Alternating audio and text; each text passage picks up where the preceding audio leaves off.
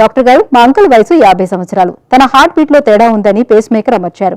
ఈ face maker ఎన్నాళ్ళు పనిచేస్తుంది? భవిష్యత్తులో ఇబ్బందులు రాకుండా ఉండాలంటే ఎటువంటి జాగ్రత్తలు పాటించాలో తెలియజేయండి అని అడుగుతున్నారు. ఈ ప్రశ్నకు డాక్టర్ గారి సమాధానం ఇప్పుడు తెలుసుకుందాం.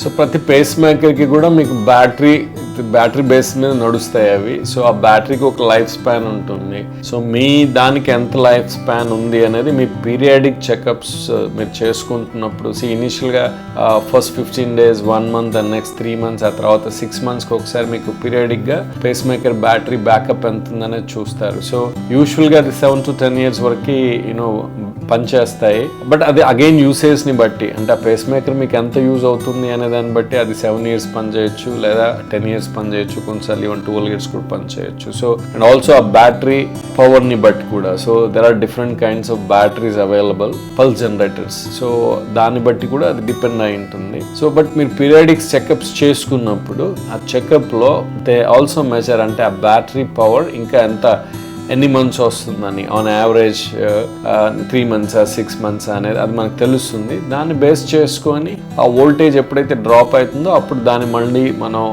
పల్స్ జనరేటర్ అనేది రీప్లేస్ చేసుకోవాల్సి ఉంటుంది. సో అది మనకు పీరియాడిక్ చెకప్లో అర్థమైపోతుంది. సో దీనికి మించి అంటే ఇంకా కేర్ అంటే మనము ఎంఆర్ఐలు ఇలాంటివి చేసినప్పుడు కొన్ని జాగ్రత్తగా ఉండాలి. బట్ నౌ మనకి ఎంఆర్ఐ కంపాటబుల్ పేస్ మేకర్స్ అనేవి కూడా అవైలబుల్గా ఉన్నాయి.